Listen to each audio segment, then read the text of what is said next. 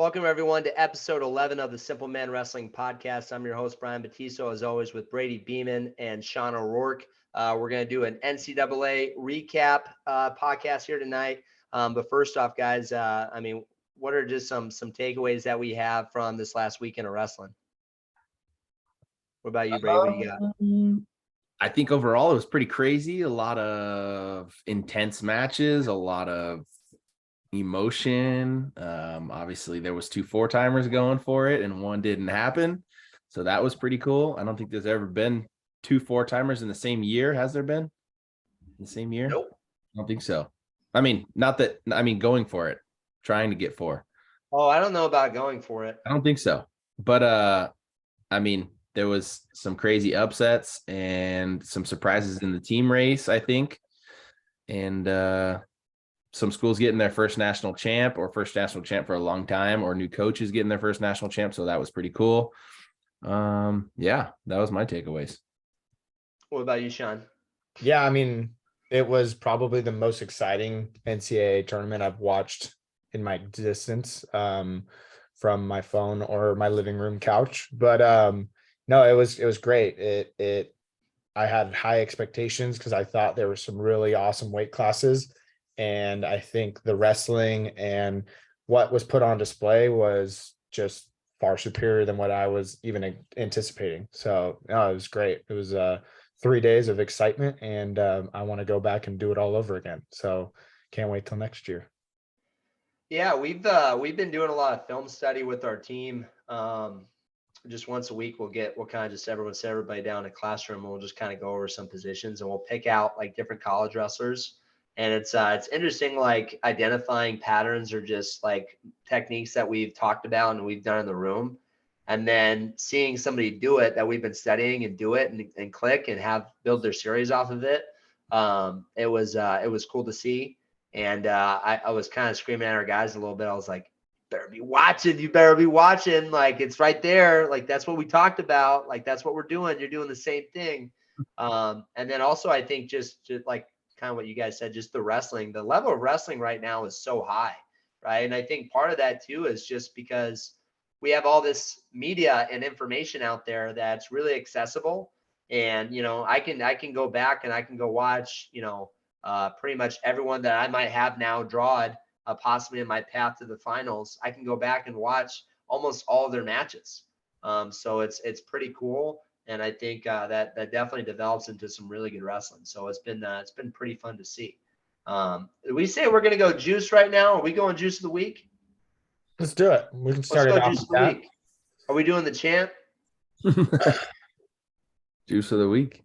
We're keeping it college in the college realm, since we're already going that route with the NCAA tournament breakdown and how it all went. But for those who didn't know or didn't hear, one of the Ferrari brothers, I believe Anthony, committed to Iowa today. So that's big. He was originally committed, I think he was class of 22.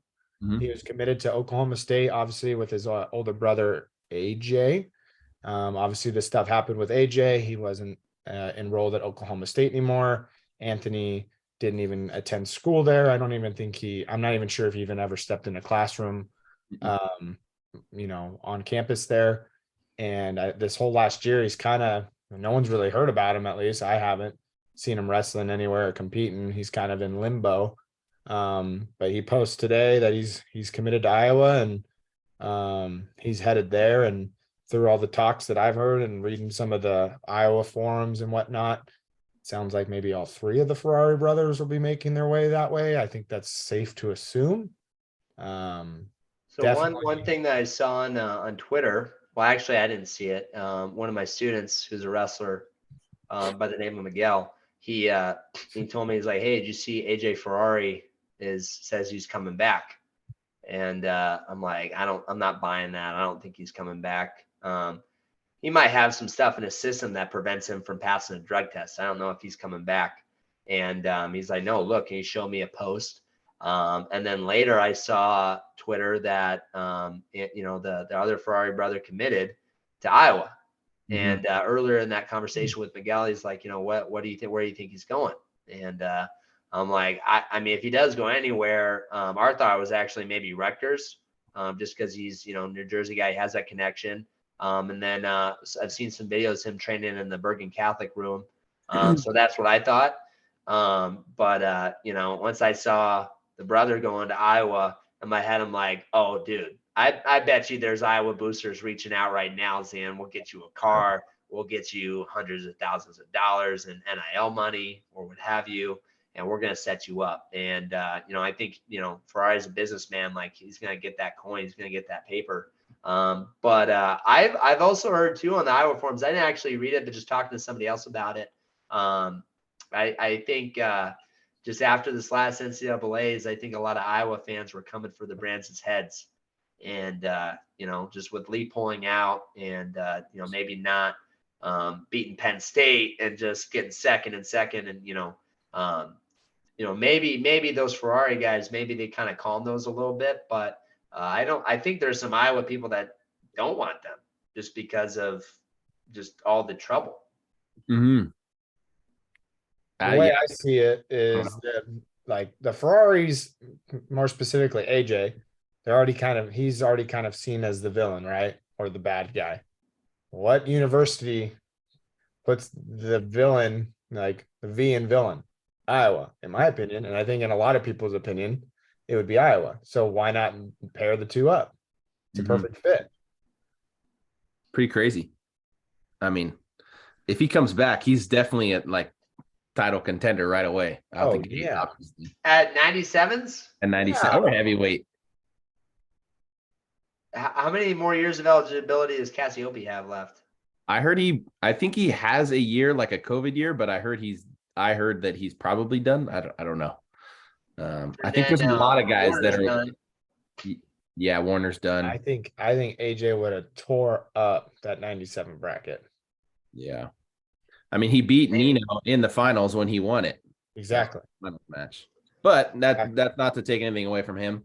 No. Pretty crazy. I mean, that's a lot of points to plug in. And then obviously the little brother that just committed, or not the middle brother, Anthony, he's pretty tough. He had, I think, a win over like Panero Johnson at Super 32 2 years ago.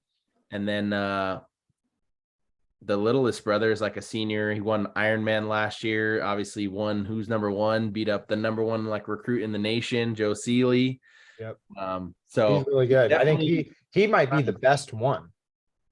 In terms of brother, or the younger one? The youngest one, Angelo, I think technically, just pure technicality is the most talented. So technically, he's the best one. Technically, he's technically the best. So it's AJ's the oldest, then it's Anthony, then it's Angelo. Mm-hmm. Yeah. What's AJ? What does A stand for? Antonio? Probably. Anthony Jr. Maybe. I don't know. Is he also Anthony? Probably. Maybe. Dude, that'd be pretty savage. No, isn't one of them? Name two of your kids the same name. I actually know someone who has a sister that has the same first name as they do. That's funny. I thought. Pretty maybe you're right. I mean, there, Sean, hurry up. That's pretty crazy. If they go to Iowa, I mean, like he said. What weight would the middle brother go? 49s? No, they're all bigger than that. They're all way bigger. I say 57, 65, 74 for the two, the middle and the younger. Yeah. Well, so the younger one, is he a senior right now? I think he's going into his senior year. Got one more year. Senior year. The middle one, he's a senior right now. No, he's been graduated for a year. He's been graduated. What's he been doing, man? That's what I was saying. He's been in like this limbo. Like, he didn't go to Oklahoma State. He just went nowhere for a year. I think he just trained. All right. I mean, with the transfer portal stuff, why don't you just go somewhere and wrestle, compete, and then I don't know, man. What's the dad's name? Is he also Anthony? I don't know what his. But the dad's nuts. Yeah, that's what I've heard. Maybe it's just part of the dad's plan is, we're just not going to wrestle this year. It might just be a little bit of a maul, but so this was another thing. And someone was saying like, oh, Iowa's got to change this and that. And that what they're doing is not working and blah, blah, blah. Like, and this could kind of segue into our preview, or I mean our post NCAA show, but I thought Iowa did a great job. I mean, if Spencer Lee doesn't lose, wins the tournament, do you think they would get half of the criticism that they're getting right now? I think they still get a little bit because their program's held to such a high standard and they want to win NCAAs and not take second like they have 5 times in a row or whatever. I don't know if they won one, but I think obviously that's something to be proud of. Like, hey, that second place finish is not easy, but I mean, at some point you gotta break the barrier. You got to get past Penn State, and they've only Or done. you get fired and they find somebody else who will. Or- I don't think the Brands will. I know they signed that contract extension, and I mean they represent Iowa wrestling, but I also think they kind of run the danger of having that feedback loop that doesn't really get exposed to other things, right? I mean their Iowa style sometimes it's just a loop, right? Because all their assistants went to Iowa, they all wrestled at Iowa. A lot of their guys up until this Pennsylvania group, very wrestled, very much like traditional Iowa style, a lot of pushing, a lot of pulling, tough mat wrestling. But when you see like these Pennsylvania guys like Kemmerer and Lee, obviously, they're wrestling in a style it's a little more open. And I feel like hitting more techniques, and they're a little more innovative and creative. And again, you look at what the best team in college wrestling right now, their style is innovation and creation, right? I mean, there's a lot of things that they do similar, like they keep their hands down, they stay in position, they're always in position. They ride the ankle or the Iowa ride pretty well. On bottom, it seems like they kind of have a system there. But in terms of like what kind of holds they use, what kind of leg attacks they're using, they got a million different ways to finish. Just from hearing from everything of the way that they train, I mean, honestly, like if you're not trying to do that, I think any college coach can train like that, especially one that's a Power 5 program that has that kind of money and support and resources. I don't know why they're all not doing that. Like part of any kind of art form, particularly a sport too, you got to be innovative and creative, and you got to continue to grow. It's hard to do that if you're just, we're going to wrestle this way. But at the same time, like everyone can sometimes say like, oh, change is good and change is necessary, but they're still finishing second at the national tournament. Like that is such a huge achievement. Like, yes. Now if you're trying to be first, Sean. Obviously, but is Poway doing something wrong because they're not beating Buchanan? No. I don't know. Or is another program just doing maybe something better? It doesn't mean that the other one's doing it wrong. Well, what is the wrong way? What's the right way? I think I mean that's important, right? Like there's no right way. There's no perfect way on how to run a program or how to run your team, because then everyone would do it and everyone would everyone would be tied because everyone would do it. I don't think you get what I'm saying. I don't think you get what I'm saying. I'll give you this. Like I was just at a youth tournament this last weekend, right? It was the SUA state tournament, right, for kids. And I'm thinking as I have this inner conflict where it's like I want the kids to wrestle in a way that's going to help them get ready for high school, and that's kind of sometimes we'll make choices like that way during the match. But then there's also like I want them to win, and sometimes those things go in opposite directions.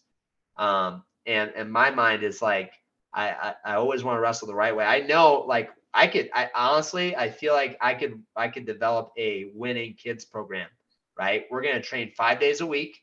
If you're older, we're gonna do conditioning in the mornings. We're gonna do 2-hour practices. We're not gonna play any games. We're just gonna wrestle hard. We're gonna bang. We're gonna scrap. And I could probably produce a pretty good kids program competitively, right? But what's the downside of that? Kids are gonna quit. They're not gonna make it to high school. If they do, they're more likely gonna get injured.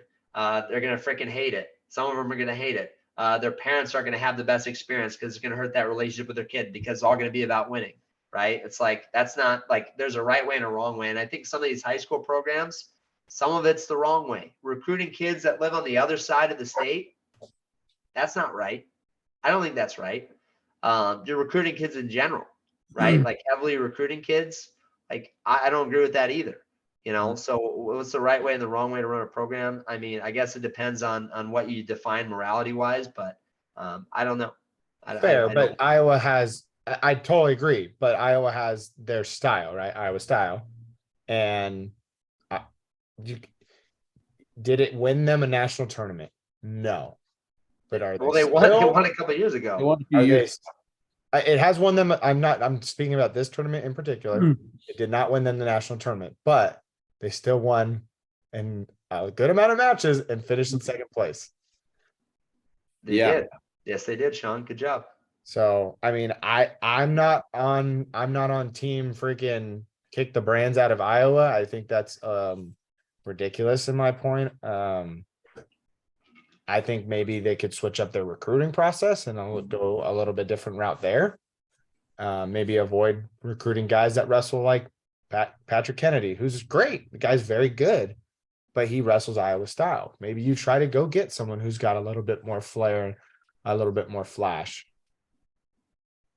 I mean, we'll see. But I think they wrestled good. I think they're taking a lot of heat, mainly because of the Spencer Lee incident. And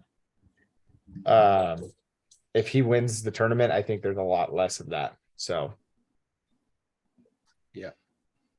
Should we segue into NCAA post? yeah, let's do it. Yeah. You want to start at 57s? We'll start at 57s. Go finals order 157.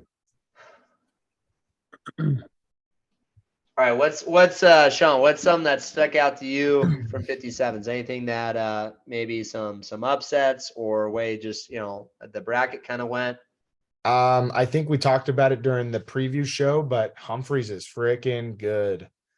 That guy's good, and we knew he was good. Obviously, he had a 4-3 match with O'Connor in the semis, which was just a really tightly contested match.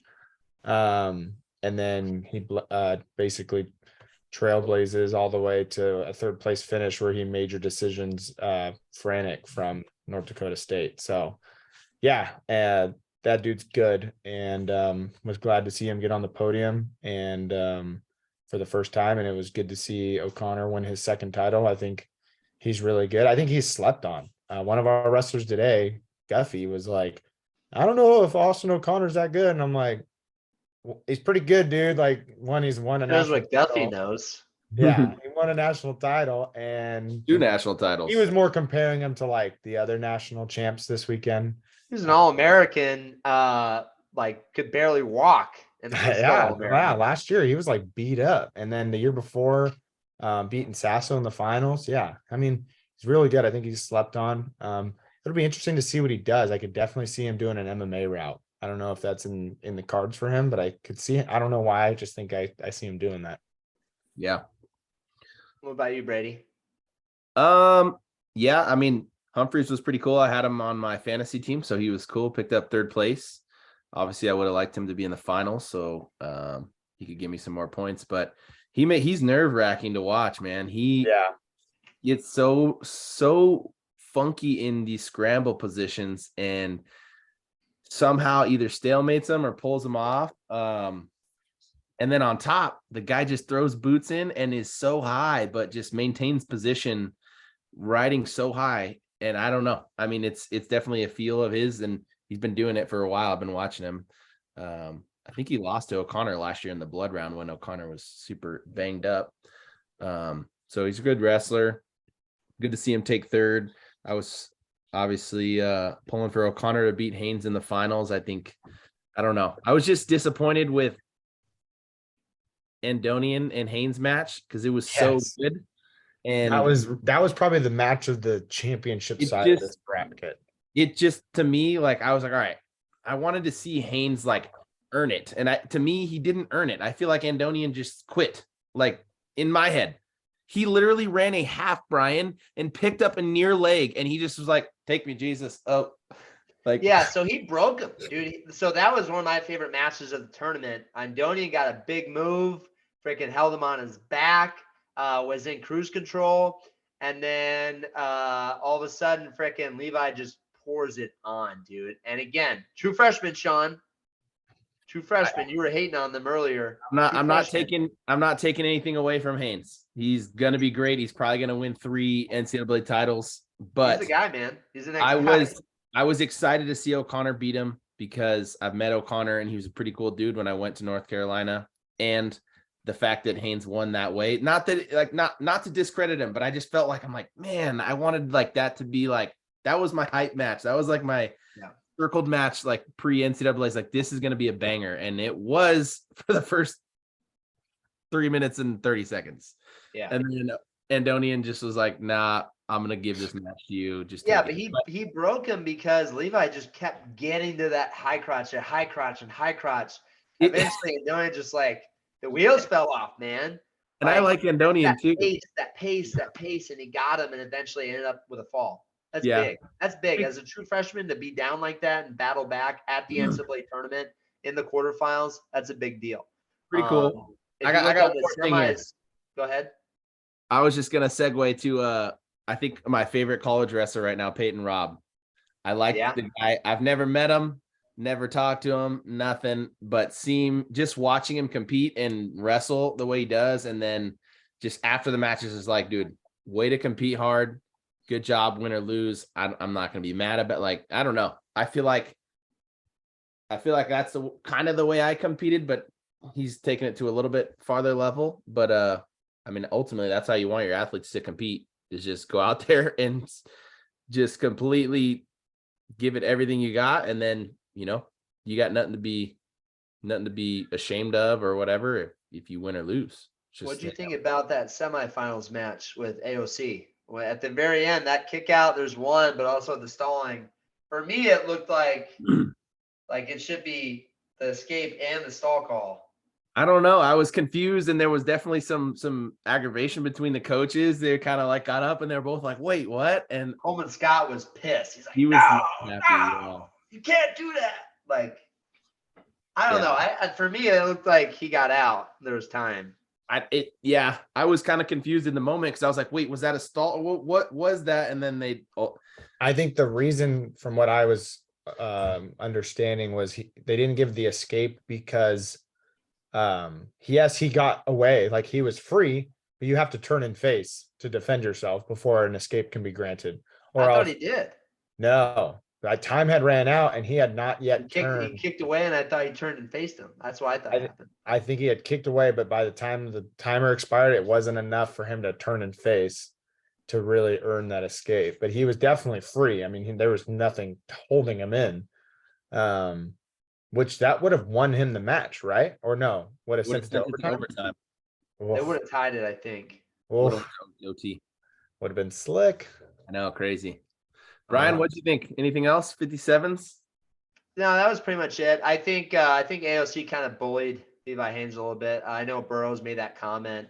You got a true freshman versus, a fully developed senior at 57s that just looked physically, bigger and stronger than Levi did. And, he kind of punked him a little bit. He just, he's been in the finals before. He knows what to expect.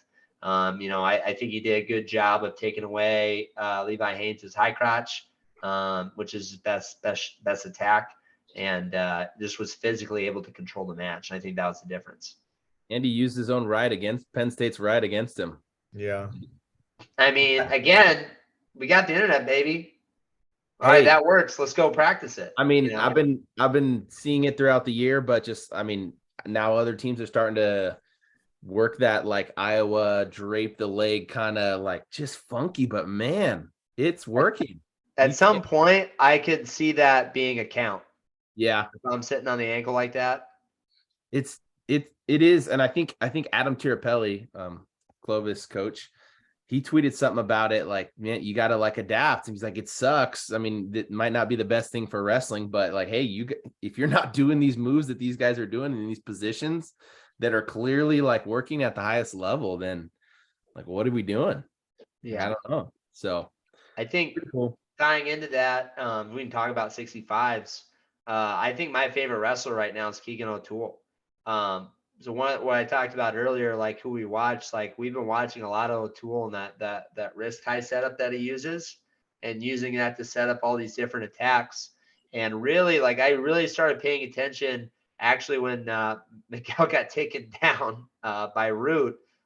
Root hit that wrist tap low single to the other side. And, I talked about Frenciati with that. And we spent more time looking at Keegan O'Toole. And Keegan's got this really nice series where he goes wrist high, changes hands, pulls the head into the crook of his arm, and then goes outside, but he still has the guy's wrist, right? And then you can use that to set up all these other different attacks. Like, I go wrist change to an outside. The guy pulls back, I pull on his head, he pulls back.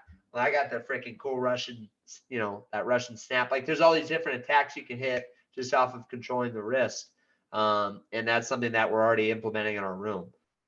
So, I mean, I don't care. You guys can know, we'll still take you down with it, but, it just makes it fun. Right. And I think part of that innovation and creation, being able to be creative is, how can I find a common tie? And then how can we use our guys' skill set to grow off of that? But Keegan O'Toole, the way that he wrestled Karkla, who's really tough. He gave up the first takedown and comes back and techs him, right? Amin, like another guy that's really good at keeping it close. Again, he controls the match. He beats Amin.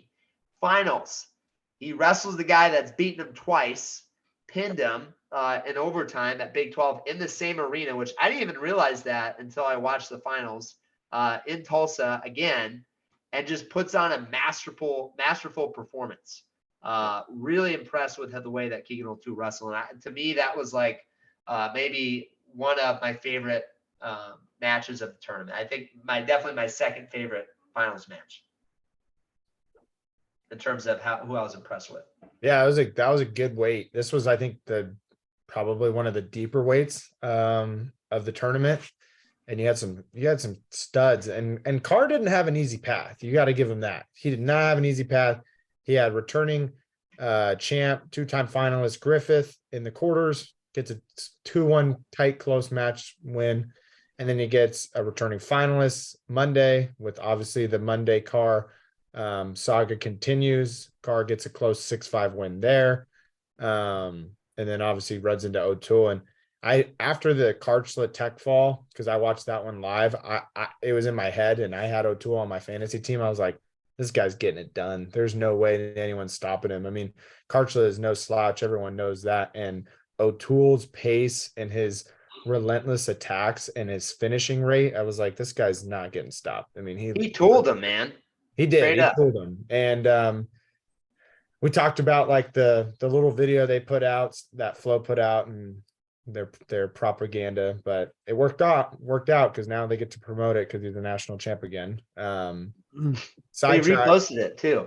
consolation bracket, pretty cool. California kid Olenek from Northern Illinois University. Elite Fours, baby. Yeah, Elite Fours, former Elite BHS Fours.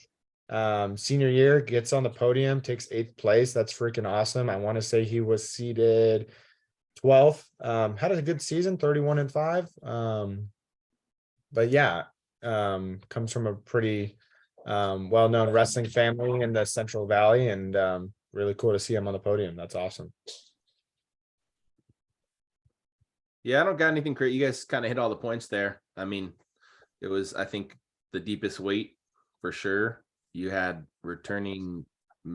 multiple returning medalists not seated inside the top 8. National champs seated 9th. And then a trifecta final match that was pretty crazy. Whether you like, O'Toole or Carr, they both put it on the line, and it was pretty cool. I mean, O'Toole definitely made the adjustments that were necessary, and it paid off. So I expect them to compete against each other next year, I think. But I mean, gosh, I don't know. You think O'Toole goes up? I don't know. I mean, I think Carr will probably be the same weight. I don't see him getting bigger. Yeah. I think O'Toole could. But I think, what weight would he compete at for the Olympics? Probably 74 kilos, right? I think he's probably going to stay at 65. That's my thought. But I don't know. Right. We can maybe talk. I mean, I'd like to talk about a similar situation at 25s, but I mean, showing the dads while the sons are competing. I thought that was interesting. Uh, uh, it was Kenny Monday, right? Kenny Monday was man, he was not happy. I mean, he was holding it in, but you kind of see he was kind of muttering stuff under his breath, like, "Gosh darn it!" Like, what's happened, like stuff like that. What do you guys feel about? How do you guys feel about showing the parents in those kinds of situations? I kind of at first I was super disappointed. Like I was like, oh man, like that sucks. Like don't do that. But at the same time, I kind of have thought about it a little bit more. And when you watch other sports like football, basketball, these bigger TV, time sports, they show the parents all the time. Hey, this is, national finals, basketball or whatever, or NFL. These are the parents, whether it's good or bad, they're showing the parents. So, I mean, it sucks in that situation. I think we're all referring to like Spencer Lee's mom, but I know you dropped the Monday thing. Coverage is coverage. I mean, it's good that they're showing things. There's more cameramen out there that are filming more different things, and it's just good for our sport, I think. Ultimately, it sucks that they did get that one moment on camera, and I don't know. Yeah, I didn't have an issue with the Monday and the car dads. I mean, obviously, yeah, you could see he's not upset, but then you also get to see Carr's dad, was ecstatic when he won and super stoked. And obviously the Lee one hurt, like that was hard to watch. But then there's the saying, any publicity is good publicity. So because I know that video of his mom is blown up all over social media, which brings more eyes to wrestling and more people going, oh, well, what happened? And they're learning about Spencer Lee. And I had someone from work send me a video of Spencer Lee on his back today, and he's not even a wrestling fan. He's like, "Did you see this?" I'm like, "All right, bro, you're a couple days late, but I appreciate you sending this to me, and you should look into it because it's pretty cool." But yeah, I mean, I think Brady makes a good point. It is more publicity for our sport, and maybe it is good, even though sometimes it's hard to watch. All right. 74s? Well, 74s. Brady, you want to start with 74s this time so we don't talk about all the good stuff before you do? Oh, I mean, sure. I mean, I kind of felt like this was a one-horse race. I think Starachi was, the favorite, and I didn't think anyone was really, really close to him. And I think he wrestled like that.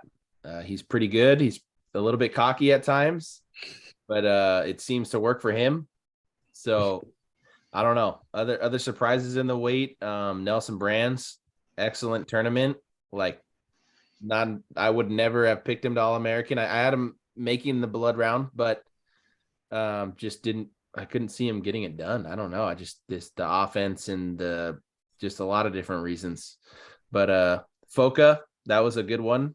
He had a really good tournament, took third.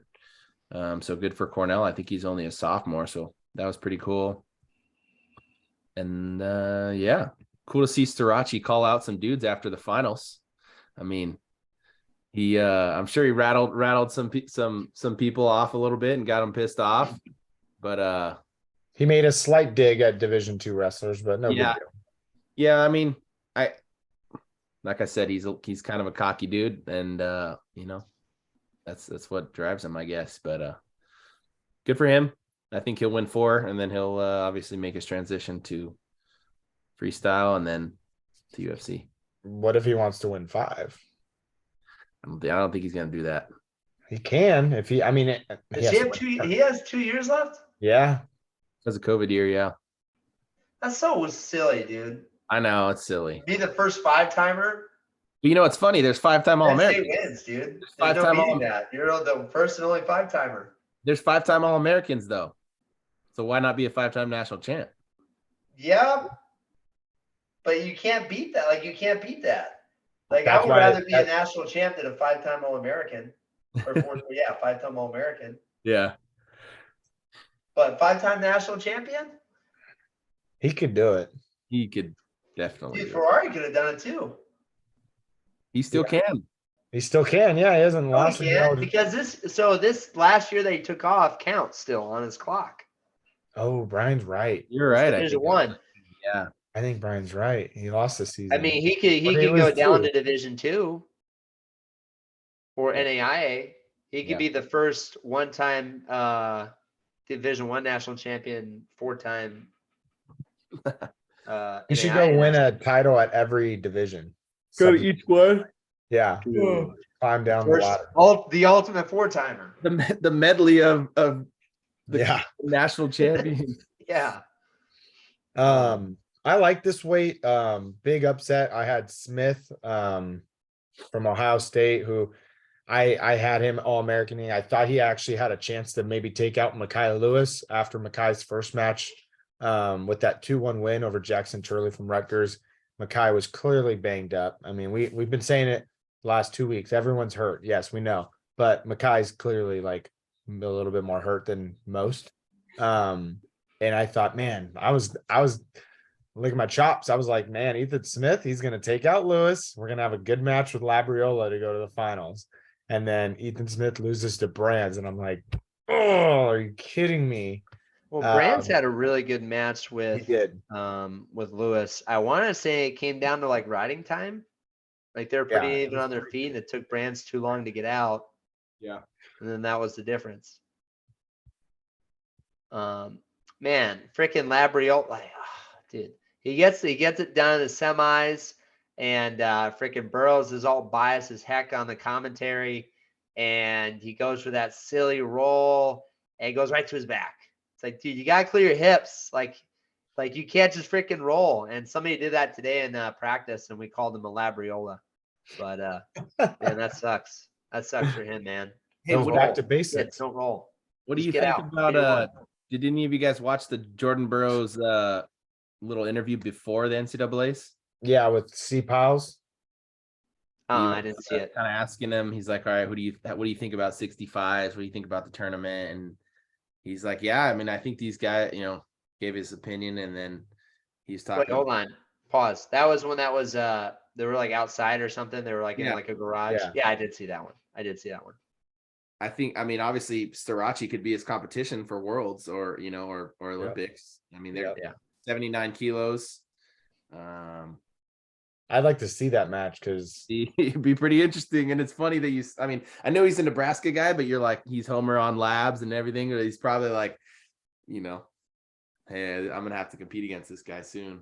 I mean, I think it'll be like an Isaiah Martinez or Zahi Valencia or David Taylor or Kyle Dake when they come out of college. Like, I think they'll give them a good match. But, I mean, Burroughs is still the G, man. Burroughs is still the G. There's always going to be that doubt, and that's why you have the match and there's competition. But like he said, he just gets to freaking chill in the finals. He's the final boss. Like, you have to fight your way up to the top to get to the top level. I thought that was pretty funny that he said that. that was cool. That was. I cool. mean, yeah. I mean, everyone knows it, but it's like he's just like, yeah, like I am the final boss. Like, I don't know. This seemed that I was just like, all right, dude. Well, he is. I mean, that's how that works. He doesn't have to wrestle the US Open. He's chilling. You got to fight your way there. I know. 184s. Do it. Brian, give us your best shot here. My best shot. My best shot. I mean, I like the way Brooks wrestle. He's another 3-timer. Kind of a big part of the Penn State program. What I've kind of noticed about him throughout this year is he's been big on his faith. He said something I read on the Twitter sphere, and I didn't catch it the first time I saw the interview, but he said something like, praise God, like Jesus is the only one. It's through him that we find salvation. And he's like, no false prophets, no Muhammad, like none of that stuff. It's like only Jesus. And I think I saw some stuff on Twitter that people were like, dude, like, you don't got to say that, like be proud of your faith, but you don't have to say that. And, I don't know. I mean, you can say whatever the heck you want. I mean, you got the mic, you just won a national title. And it was probably more of the in the moment thing. But apart from that, I really like the way that he wrestled. I really like Kakaisen. Kakaisen is funny because I noticed his ankle was hurt. And I'm blanking right now. Who do you wrestle in the semis? Munoz. Munoz. And so his ankle was hurt. And then like literally moments later, Munoz gets hurt. I'm like, dude. But honestly, even a healthy Kekaisen, I don't think he has a shot at beating Brooks. No, I mean, if anyone watched the All-Star, and that was a good while ago, but the All-Star duel before the season began, I mean, yeah, the score was 12-8, but Brooks took Keckeisen down like 5 times, maybe a 6. Well, So Brooks said, didn't he take a loss earlier in the year? yeah, he got caught by Marcus Coleman. He was in on a single. Marcus Coleman hit this weird like far shoulder near leg roll through and just put Brooks to his back. I mean, it was a nice funk roll, but it was beatable. Right. And but that, I mean, that was a pure definition of catching someone, right? He caught him and put him on his back. Yeah, exactly. But Brooks is another level, I think, above everyone in this tournament. I mean, he looks insane. The way he moves for someone that size is, and how fast and explosive he is at the same time, he's going to be dangerous on the senior level. Yeah, I thought maybe Hidlay was the only person that maybe could challenge him, just because he could get to his underhook and slow him down, and then maybe come down to riding. But no, it didn't stop him. Went right through him. Yeah, I don't got nothing to add here. I agree with what you said. I think Hidlay was like the kind of the person that would keep it the closest score, just in terms of making the match close and just controlling the pace and everything. But Brooks is good. He's gonna win 4, I think. How about Caleb Romero beating Hidlay for a 3rd, 4th in overtime? That's pretty good. We didn't even really mention it, but Ohio State 3rd place. Hell of a They tournament. snuck up, man. They snuck up. Mendez coming back, which is at 33s, but 33s. Mendez placing now is a big deal. Who else did they have placed that maybe wasn't supposed to? I can't remember off the top of my head. They had D'Amelio 41s. Yeah, D'Amelio, 41s. That was a big one. Sasso making the finals, obviously. Was it is it Hoffman? Yes. He placed, yeah. He was like a Cinderella story last year or the year before. Kind of came out of nowhere. So again, I mean, they had some guys overperform, and it just kind of goes to show you like how close 2-3 is with 8, 9, 10 in the team race. Like just a couple big wins. Like Cornell left some guys off the podium, but was able to get some guys on the podium, and they got 3rd. That's a big deal. Wow. Coach of the year, man. They got, I mean, props to Cornell, man. Mike Gray, that's a dude. I'd wrestle for him. They did. I mean, You wearing a Cornell shirt? I'm wearing an Ohio State shirt from when I went. I just saw the top of it. No, I mean, what's his name? Ramirez obviously didn't wrestle to his seat. If he wrestles, even places, then they're right there. Yeah, Unger, could be a sleeper. I mean, that weight class is crazy. He lost in the blood round. I mean, right? He lost the match to place, and then their 41-pounder Cornella. I mean, the guy was winning by 7 points, I think, and Swiderski like hits a cement mixer and pins him in the, early rounds of consolation. But he was a 7 seed. You have him go on in place, and then I know in the interview post finals they said Jonathan Lowe, who was a returning All-American. They left him at home. He was injured. And their heavyweight, Fernandez, who was a blood round guy. So it's like they got points sitting in the bank. They got 2nd. I think they only lose one guy, right? They only lose, Yanni? Yeah. So question here, and we're kind of we're going down a rabbit hole, but if Cornell brings those guys, Iowa takes 3rd. Now, how angry do you think the Iowa fans are going to be now? They're going to be now. Is it now? Are they looking at branch jobs now? There are some really good teams coming out next year that are, and that's not even. I mean, obviously there's some transfer stuff, so we don't know that. But I was looking at some stuff. Obviously, Penn State's dangerous. They're going to be Cornell, Virginia Tech, and Nebraska are going to be nasty next year. NC State is still there. And NC State. still got some guys. Ohio State, because they have Buzakis and they have Feldman.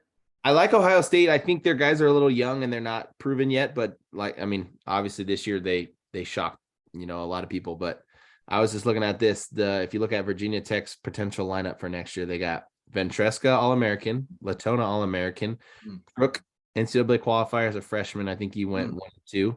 Henson Placer, Andonian two-timer, Connor Brady, multiple time qualifier. Yep. Mackay. Yep. TJ Stewart, who was like the number one recruit. And then Andy Smith and Hunter Katka, both, I think, qualifiers. Yep. That's a pretty good lineup. What did I say about that? I think moving forward, just for a podcast saying, I think I'm just going to be a hype man. Yep. Pretty crazy. All right, moving on. 97. The craziest 97. weight of the I tournament. hated drafting and picking this weight. Yes. It's this literally weight like was terrible. Like in my head, I'm like, dude, Sloan could still be a finalist. Like Sloan's really good. Bonacorsi has been probably the most consistent, but he could still get upset by Beard. He could still get upset by by Dean. By Pence. Like anything can happen. And then younger Bastida, he's on that side. Like Bastida is the 13 seed. Like he could be a finalist. Bronigal. Zach Bronigal, he's really good. There's so many guys at this weight. Not to mention Bernie. Like Bernie could have been in the finals. It's just I don't even like, it was just a silly weight to predict. But Bonacorsi, dude, ran the gauntlet and got it done. And kind of a cool story. He wasn't ever a PA state champ. Was a first time finalist, obviously a couple of years ago during the 2021 season, which was kind of maybe I wouldn't put an asterisk next to it, but wasn't ideal because you're missing some guys, right? But and then was round of 12 last year, right? It was in the blood rounds, makes it back to the finals as a national champion. And just I think just seeing Keith Gavin's reaction, he's a pretty stoic guy. Him tearing up, I think that was cool. They have a close relationship, and Bonacorsi, I think his brother and his dad both wrestled at Pitt. I'd say the only downside to Bonacorsi is, dude, his lips were so chapped. Oh my! Get that man some chapstick. He needs an NIL deal for chapstick. CarMax, if you're listening, CarMax, you need to hook up Bonacorsi with some CarMax, bro. Fudge, man. Get on that. Where's the brain trust at Pitt? Get your act together. I'm a Bonacorsi guy, dude. I'll manage you, bro. Get that man some CarMax. Why I think they were so chapped was because they were saying that underneath in the warm-up area, it was a wind tunnel.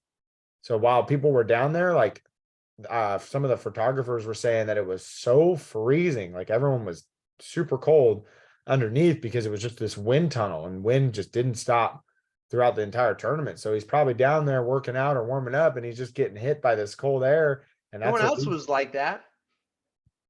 What? No one else's lips were like that. Maybe they had. You're from Pittsburgh, dude. Pittsburgh is freaking cold. I've been to Pittsburgh. It's freaking cold, dude. Yeah, it gets cold there. I don't know. Just the observation. Cover your face up. I think he stole everything at 97. I mean, there was anyone in this weight up to like the 16 seed could have won it. Seriously. It was whoever had the best 3 days, and props to Bonacorsi. He got it done for his hometown, and good to see him win. Good to see him get it done. Bernie, I was a little bummed about him, obviously rooting for the San Diego boy, but he's got one more year of eligibility. We'll see where, what he decides to do with it. And you think he's are you alluding that he might leave? I am not by any means, but you never know, man. I don't know. You never know.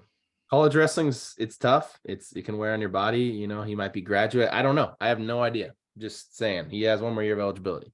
The conversation came up today of where Bernie ranks in the list of all-time greats out of San Diego for college wrestling. He's up there. I mean, you got Stephen Neal, national champ. You got who's the other Trevor one? Brady? Pratt, walk on to Yeah, Cal Everett State. Pratt. Yeah. I don't know, All American wise. We were just talking about Todd one. Shavrin, Missouri Poway guy. There was another champ though. Another champ. I thought Justin said it right after he was talking about your old coach. Kita or whatever. I mean, he could have been talking about the J Rob. Jay Robinson. Jay Oh, Robinson. you beat me. I was about to say it. Jay Robinson, dude. Yeah. Dude, Jay Yeah, Robinson loves San Diego. Yeah. We So talk I mean, about it all the time. but where does Bernie? I mean, obviously, I like put Jay Robinson at the top. Jay Robinson is number one. Bernie's taken Everett Pratt, number fourth 2. 3 times. That's Neal. impressive. If Bernie wins it next year, 3 fourths and a champ. And does Bernie go to heavyweights next year? Does he keep climbing? Keep going up, bro. Keep Dude. going up. You got to go full Dake status and do it. Full send. Keep going up. I mean, you know, Nah, they got it. you got got a the young state heavyweight. champ, Trent They have a good Tracy, young coming off heavyweight. of red shirt. You know, where are you gonna go, Bernie? You might not start at 97s, Bernie. They got Got a good young heavyweight. Yeah, they got Tinker at heavyweight. He's good. He made it to nationals. He's young. I think Bernie solidifies himself at 97s next year. And Yeah. Is Elam coming back? Huh? I think so. Rocky Elam, I think he's coming back. So maybe that's yeah. Well, that's no, probably- Zach is it Zach? Which one's the older one? Is it Zach or Rocky? Zach's older, and I think he's done. I don't know with the COVID stuff, but Rocky's younger. Is that the heavyweight? yeah. Rocky's the 97, and he should be back next year. That's probably going to be our All-Star Classic matchup right there. Is Rocky and Truax, since we didn't get to see it at NCAAs. We didn't even talk about Missouri being a good team next year. We'll get there. Yeah. We'll get there. Missouri is a good team too. Let's move on. Heavyweights. Heavyweights, I feel like I gotta put some respect on Hendrickson's name a little bit. I kind of was like, I don't know about this guy. To be fair, I didn't even watch him wrestle, dude. I watched him wrestle. He's talented. He's got some moves. Honestly, he should have beat Kirklet. It's like, just get your freaking weight. Stop trying to roll. Just get your weight back and get out. You already got a takedown. I predicted him to take third, and I told Sean, and Sean's like, he's not beating Cassiope. I'm like, dude, I got it written down. He just one of those guys that does the right thing. He's not afraid to just keep scoring, and good things happen. But man, get your one, and he could have been in the finals, and then I don't know, anything can happen there. I mean, he kind of reminds me of like a coon. Like he's in the Air Force, right? What's his plan? They're gonna let you on planes, dude. It costs too much. What's your plan? Go play football, dude. Go make millions of dollars. Go play. Why are you this big, strong guy? Why are you here? Maybe he is gonna do football. I don't know. But you sign the dotted line. You're in the Air Force, bud. Go the Stephen What are you Neal gonna route. do? I could see a couple of these guys doing it. I could see Hendrickson doing that. Cassiope. I think they're physical guys that could definitely maybe pull a Stephen Neal and go try to land a football contract somewhere. Should be interesting. I don't know if those guys are really looking at trying to make Olympic teams or world teams. So I don't know. I mean, obviously Schultz probably would. Schultz will, but Schultz will mainly focus on his Greco. I don't really know who the American heavyweight of the future is for freestyle right now. I haven't really decided. Didn't he win U23s?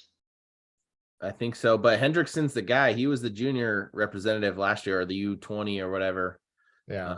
So he's the guy that's there. So you think he continues to train and sticks with it and tries to make a world team? Mason Paris, dude. Man, he tagged Cassiope. He's so good. He just rolled right through him. He's super good.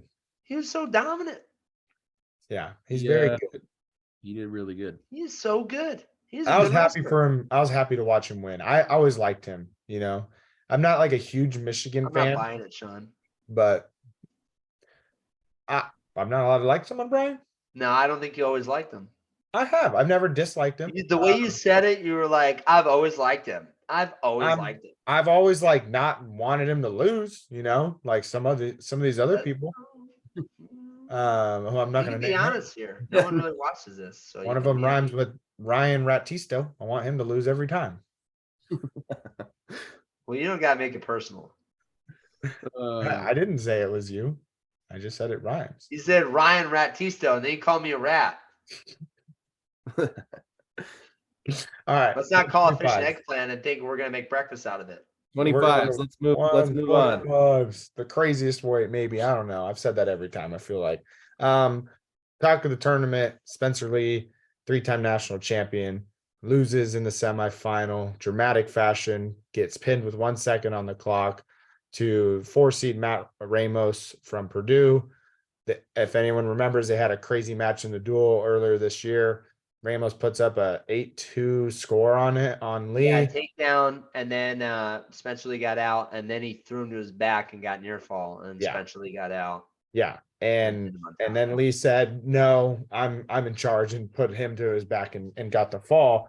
And Lee was looking sharp. First round pin over Tucker Owens, gets a tech fall over Medley, who's no slouch himself, beats Noto 14-4.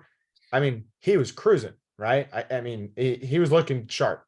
And he runs into that semis match and he fades. I mean, he let Ramos play his game plan. Ramos was looking for Lee looked scared. Yes, 1,000%. Contact with him. I mean, Ramos was just kind of controlling the contact and controlling the tie. And honestly, like, I mean, I thought, like, even when he got put to his back, I'm like, there's still enough time. Like, if Lee gets out here, he's good. And then once Ramos floated his hips over and he had his head and his arm trapped in kind of that space between his arm and then grabbed his own leg, I was like, no, that's it. Like, he's getting pinned. This match is over. Yeah. Brady, when you saw Spencer Lee lost, what was your reaction? I was just like, I mean, obviously we were all like kind of yelling because I was watching with like my family and like couple friends. We had like 5 or 6 people and their wives and kids and everything, and it was just like, oh my gosh, like that's all you could say was just, oh my gosh, like there's no way. Like it didn't even feel and it was the first match of the semifinals too, so it was like there was more. It was like just but wait, there's more. Just the first one. I don't know. I mean, Ramos came out, or Ramos, I don't know however you say his name, but that was a beautiful blast double, like right off the first 20 seconds, and he just set the tone and was like, I'm not fading this time. Like this is backing down, dude. Bring it. And I liked do you guys see his post-match speech? It was pretty sick. Yeah. And he just says, you got to just speak it into existence, and if you don't believe it, if you don't think it's possible, then it's probably not going to happen. And you just have to speak it into existence over and over again until you get an opportunity to prove that you were speaking the truth. And I like that. Frontier will win a state title. Frontier will win a state title. You got to put the work in, though. Yeah, you do. You can't just say it. You have to work really hard. If you hope in one hand and you poop in the other, which one fills up first? So, Hey, side note on this 25s. Well, Cardinale, I like that guy. Props to him. He was seated low, but did you guys see the video of him getting ready for his like matches, like pre everything? No. It's like a 5-minute video of him just taping everything up and like doing all this stuff. And it's just like, gosh, you just wonder how many of these guys are like doing all the same stuff. Like how hurt are they actually? And then like even Romero, you watch his post 3rd and 4th match. He's like, I'm only like 75% right now. Like I'm not anywhere near 100%. And it's just like makes you wonder how many of these guys have serious injuries or like how banged up are they really? I mean, this guy has like both knees taped, that knee brace with the sleeve over it, both toes and ankles taped. He's got like KT tape all over his shoulder. He's got his ribs like popping out. They're like putting stuff. It's just like, I can send it to you guys later, but it's just to watch. The wheels are falling off. He had a really impressive performance. He almost beat Ramos, dude. Yeah. Like, You know what? Ramos almost lost 2 times. Yes. 3 times. Clutch. He had a 3-2 match with Provo from Stanford. Round 1. Provo's tough. I didn't Super even see tough. that one. I didn't even see that one. Super tough. Then an overtime match with Tremblay from North Carolina, or I'm sorry, NC State, and then an 8-7 match with Cardinal. That's Both of those matches he won in the last 20, or all the last 3 matches he won were all in the last 20, 30 seconds. I mean, Isn't it crazy? Like, if he doesn't win either one of those, like any of those matches, that upset might not happen. yeah, I was thinking that. yeah. I don't think any of those other guys beat Lee. I think Glory would have beat Lee. Maybe, yeah. Glory. Nah, Dude, maybe. I that mean, Glory kid's a wrestles beast. really hard, and I'm a Princeton fan. That's another team. Prince is good. You're not a fan. You're not a fan. I'm a big fan. No, the Chris way you Ayers, said Joe that. Dubuque. The way you said that, you're not a fan. I'm a big fan. Check my search history, bro. I spent a lot of time studying Chris Ayers. Okay? A lot of time. You guys want to move on to 33s? Yeah. You said 53s? No, 33s. This was my favorite wrestler of the tournament. Vito. Oh, yeah. Yeah. I mean, so earlier when I talked about favorite performances, this was Vito my favorite had, performance. I think the best performance. And favorite matches was both the 33 semifinals. I mean, they were intense. I think there was a lot of surprises. McGee against RBY was pretty crazy. I think McGee shot a little bit too much. I think if he's keeps his pace but slows his shot attempts down, he can win that match. I mean, because ultimately RBY scored off like 3, I think, like a couple of his attacks or whatever. Yeah. But I think the shocker was Vito over Fix, and he really, I mean, he put it on him, and then he majored him, and then he just didn't slow down, and he freaking, like, I think we all knew he can hang with RBY, and it was going to be competitive and close in a couple of exchanges, but he didn't lose one position. He was bigger, faster, stronger, won the scrambles, like, just was like, I don't know. He kind of wrestled like, to me, Austin Gomez-ish, like, in like terms slow, of, like, and then boom. It just like, and like, I don't care. If you throw me to my back, it's fine. I'm gonna keep coming. Like, and even when he was winning, he didn't just cruise. Like, he wasn't just like, all right, I'm winning by 4. I'm like, he's like, I'm gonna go score another Making takedown. a statement. Yeah, I don't know. Hats off to that guy. He's gonna be dangerous for all styles of wrestling and Freestyle. Gosh. What weight do you think he wrestles? I think 61 kilos. Him and Dixon Dix. Little Freudian slip, guys. Hey, Sean. But Dayton Fix. I think he's gonna give him fits. Freestyle. I mean, who knows what happens in that? I think he I mean, I think it's a very similar outcome with Vito and Fix and freestyle. And I know Fix is better position as freestyle, but I think the same goes for Vito. What about for the Olympics? He goes down to 57s.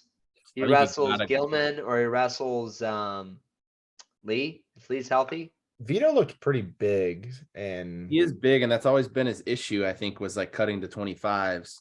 But he could almost go wrestle 41s. That's how big I thought he looked. I mean, he was way bigger than RBY.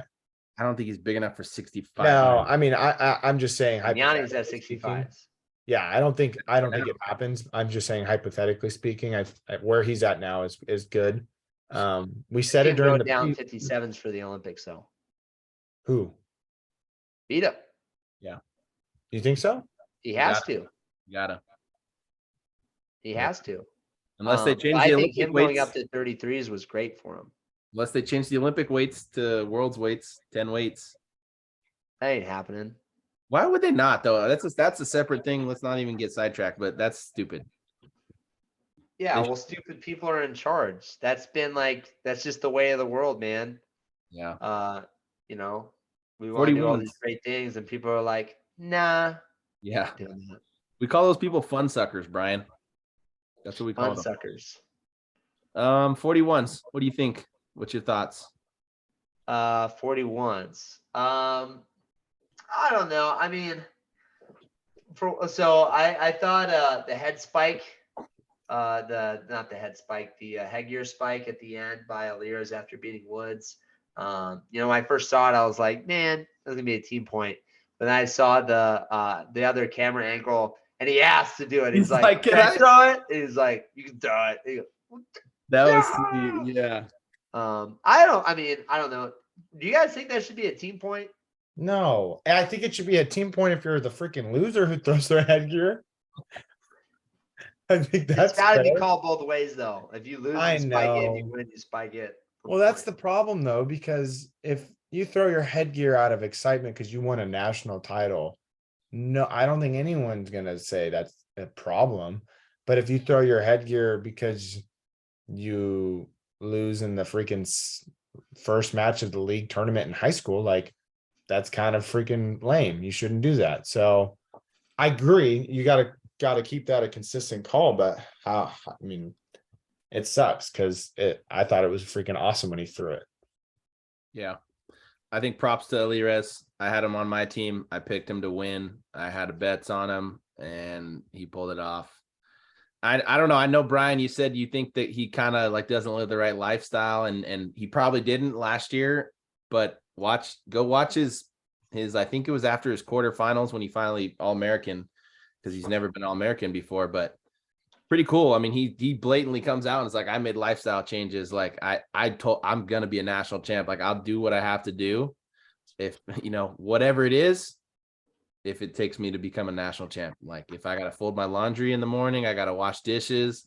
As long as it helps me become a national champ, I'm doing it. Like, and he just said that, and that I was like, dude, I've been watching him. I watched him at Doc B like 5 years ago, and I was like, dude, this kid's really, really good. And clearly he's good, and he's gonna be on for a while in freestyle because he's really, really good at freestyle as well. So I think it's cool. He's a hometown kid. He's from Greeley.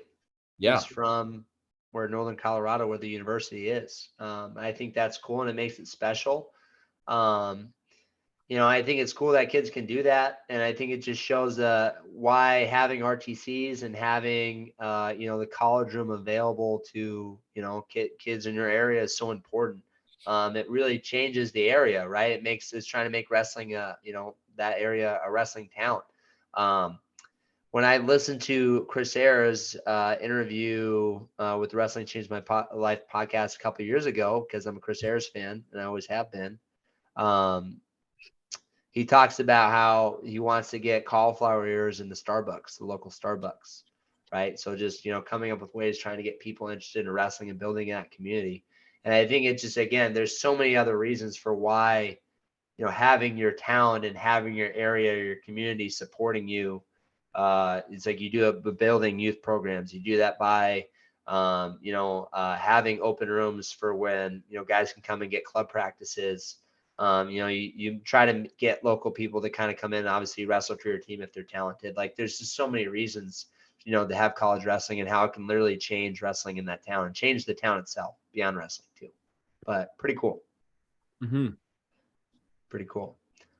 Do you want to move on? Yanni four-timer? Yanni four-timer. Yanni 4 times. Dude. That's his nickname. Yanni 4 times. Yanni four-timer. No, this was a cool Yanni. Obviously, you had I think the three more dynamite guys at the top, Diak Mahala, Sasso, and Parco. But then you had Austin Gomez waiting somewhere in there, and a couple other studs. Shane Van Ness coming out of nowhere, doing his thing. You look good, man. You have a lot of young guys at this weight who are very good. Caleb Henson is young. Pinheiro Johnson is young. And then you had some older, kind of savvier guys that made it fun. You had Jaden Abbas, who's an All-American. You had Dom Demas, who's an All-American. So this was just an interesting way. And then it was cool though. I really liked the weight, and Yaya is super tough. Just this weight was good. This was a really deep weight. If you didn't see Parco and Gomez's match in the second round, it's a 6-3 match, but it was action packed the entire time. And then what really threw me for a loop was the 14-2 major decision Sasso put up over Parco. That surprised the heck out of me. I did not see Did that. Parco get hurt? So I was saying that today. I didn't visibly see an injury. I didn't see him holding. I thought he took like injury time wrestling Gomez or something like that. I don't know. I think that was a challenge. There was some dead time. The challenges were quite long. I was working, so I couldn't actually like As just was sit there I. and watch it. I was doing one of these. Like, but from what I saw, I While think you were driving? no, I was in class, unfortunately. Stop trying to get me in trouble, dude. Rude. But I just think Sasso put up 14 points on Parco is impressive. I did not see that happening. And Van Ness doing his thing.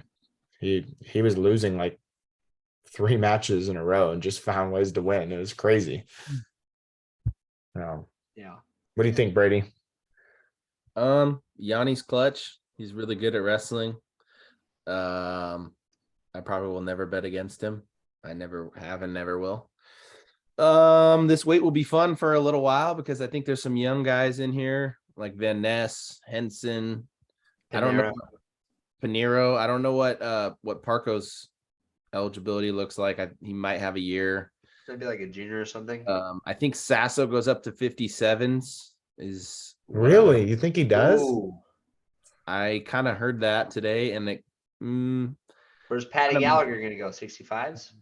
I don't know. And Karcha goes 74s with They also have that guy. Ohio State has the guy that beat Karchla. In the wrestling. Where's he go? I don't know. He goes to the transfer portal. They lose a 74 and an 84, so they have spots to fill. There's good. I mean, it's good problems to have if you got some. And then they still have Buzakis. Mendez has a red shirt, and then they bring Feldman. And you know who else is coming back? This weight class. Decanter? No, he was in this bracket. Emilio. Don't tell me. Parco. Johnny DeJulius has a year eligibility. Austin Gomez, 7th year. Oh yeah. Yeah. I thought we were talking about Ohio State. My bad. No, I said in this bracket. He's here. Yeah. So this weight's pretty cool. There's a lot of really good wrestlers. Yeah. I mean, fun. Good to see a 4-timer. You don't get to see that too often. 5th one in history. So yeah, I think this is one of my favorite tournaments I watched. I mean, just a lot of really great wrestling, and it was entertaining. It was cool. Trump was there, just a president being there. Yeah, we don't need to talk about politics. I did see something funny on was it the B? I can't remember the name of the thing that's satirical, but he's like Trump preemptively pardoned himself before he left office. Thought it was funny. I guess it's not that funny. I'll just shut up. Where, Brian, do you rank Yanni on the list of 4-timers? Ooh. Like in terms of like, and how would I rank them? Like, what do you mean? Like, what's the criteria? I don't know. Your Skill, in your opinion, who do you think is the greatest 4-timer of all time? There's one right answer. The greatest in terms of wrestling, the greatest in terms of impact. I'm Greatest going to say time. the greatest in terms of impact is Pat Smith. It's kind of like, yeah, I'll tell you why. You're wrong, and you're wrong. Most people wouldn't even remember that Pat Smith was a 4-timer. He was the first one. You guys didn't remember this. We had a talk in the car, and I had to enlighten them on Pat Smith. But he is not the greatest 4-timer. So Pat Smith, in my opinion, has the biggest impact because he's the first one. Well, Cael Sanderson, who I'd say is technically, wrestling-wise, physically, obviously just the record itself, and then just his overall impact on wrestling since then. Yeah, he's the obvious answer. But in terms of who's had the impact on the other ones, it's always got to be the first guy, right? Cael Sanderson talks about when he was going into college, his goal was to be a 2-time national champ. And then he watched Pat Smith win 4, and now he's like, now I got to win 4. Mhm. Like, but Is he what's the only interesting one that's though never is lost though? if you're an undefeated freshman if you're an undefeated freshman national champion, and this happened with Isaiah Martinez, it's like you instantly get compared to Kale Sanderson. Did is Kale the only one that's never lost a match in college? I think so. Well, he lost a red shirt. He lost his red shirt year. Yeah, Okay, but talking about that doesn't counting count. actual Official, matches. like attached competition, he did not lose. Attached competition is the only one that's undefeated 4 times. Basically, my question is: Pat Smith lost a match, right? Yeah, Yeah, yeah, that's he fine. did. Yeah, He lost against some guy from like Portland State. yeah. And I think all 4-timers, Kale, and then I'll go Dake would be 2. Just The look weight at class, the Dake weight is class beaten. change that Dake did to win them, that's impressive. I mean, look at how many of these guys that have been wrestling at the same weight every single year for 4 years, and some of them are barely making the podium. Some of them made the podium the last year, return to the same weight, don't make the podium. I mean, Well, look at who Dake has beaten, right? He's beaten his first year. He had Humphrey. He beat Humphrey in a wild match. He beat Montel Marion, who at the time like wasn't super hyped, but still really freaking good. He beat who else was at the weight that year? Marion was his first one, and then he beat Well, that was in the finals. But I'm just saying in that the year, tournament, right? he's saying during the tournament. The next year, I want to say he's like the 4 Molinaro. seed, right? He beat Coming into Molinaro. the tournament because he lost to Yeah. Vincent and he lost to somebody else, He lost to Kevin LaValle. the Valley, right? So he had those guys as weight, and then he wrestles Molinaro, and Molinaro is a freaking stud. Molinaro is an Olympian. Molinaro becomes a national champion. Then he wrestles Derek St. John.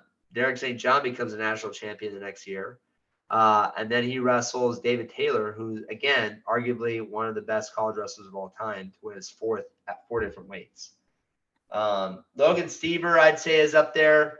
But if you always kind of look at his finals matches, there's always some controversy, like the takedown with Oliver. Near fall, The near fall with Ramos. I don't think that's as controversial. That one was controversial, though. It Huh? was That one was controversial. I don't think it was near one. fall. I don't think you could argue that. JO one literally changed the rule. Like he won a national title on a rule that doesn't like they changed it because Yeah, but then you got to take away who's the Oklahoma State guy that was really good at the Iranian position, defending an Iranian position from his back, right? That's where the danger count came in. You know what I'm talking about. But anyways, you got some. I don't know. And then Mitchell Port, he gets hurt in the finals wrestling him, I think for his 4th. I don't know, but he's still a really great wrestler. But I mean, I would put maybe Pat before Logan Steber. I'd say Yanni has got to be 3rd. Yanni's got to be right after Dake, I think. Yeah. What's your basis for that?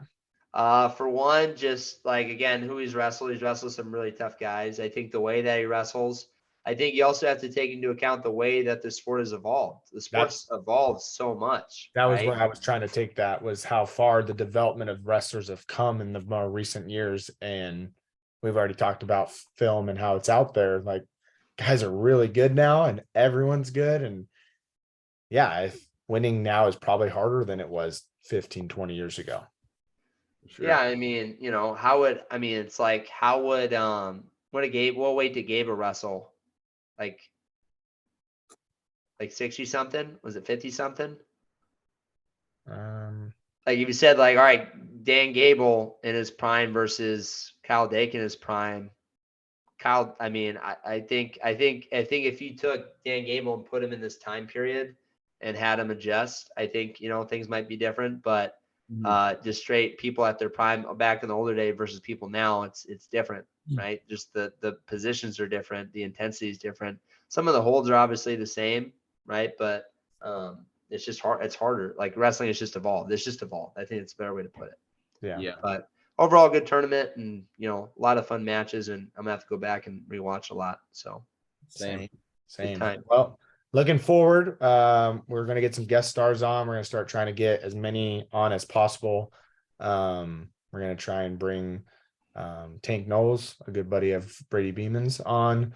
We're gonna try and get a couple college coaches throughout California on, and then maybe start reaching out to some guys who wrestled at the national tournament this year.